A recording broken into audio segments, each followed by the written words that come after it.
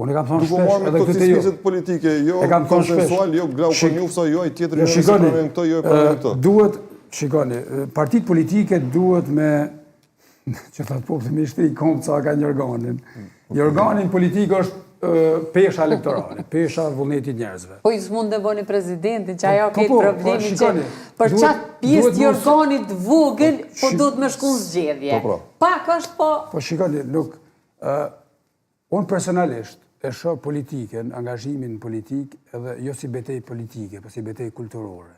Betejë kulturore në kuptimin francez, ndoshta pak më shumë të fjalës ose evropian, është ajo që synon me u ngrit nivelin në çdo aspekt jetës sociopolitike, shoqërore.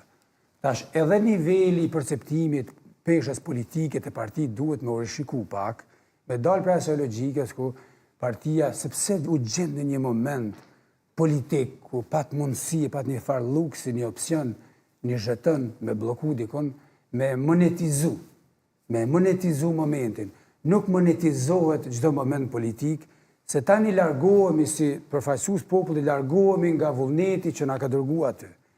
Kur nëse mund votoj njerëz, i kam 3 deputet ose 5 deputet, unë fakt duhet ashtu me usill, me ato që e kam si pesh, si fuqi. Ndoshta mund të kem një apetit pak më shumë, po jo 20 herë sa pesha elektorale, politike që se unë jam duke dhunu tani vullnetin e kutive. E në demokraci baza është vota dhe kutia. Unë jap shumë rëndësi kësaj, edhe normalisht që krejt bashkarisht duhet jemi edhe këtë qasjen edukuese, non-stop.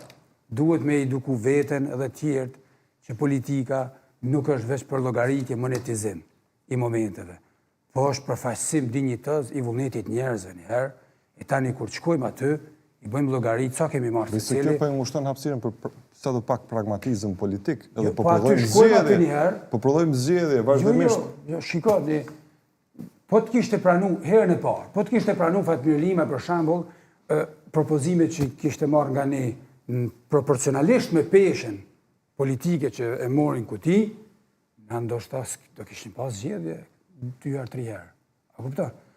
Po kërkesat atëherë kanë qenë 20 herë ndoshta më të larta se pesha reale vullneti njerëzve, ti nuk mundesh me dalë, shiko, nëse dalim ne 5 përpara një elektorati, ata votojnë për ne, na rendisin një farë mënyre. Jo, okej, ndaj atyre me ardhur nëse ti, me një emën krejt tjetër, me një kërkesë krejt tjetër, për cilën qytetarët nuk kanë pas opcion kur kanë zgjedhur. Është për shpërputje me vullnetin e njerëzve.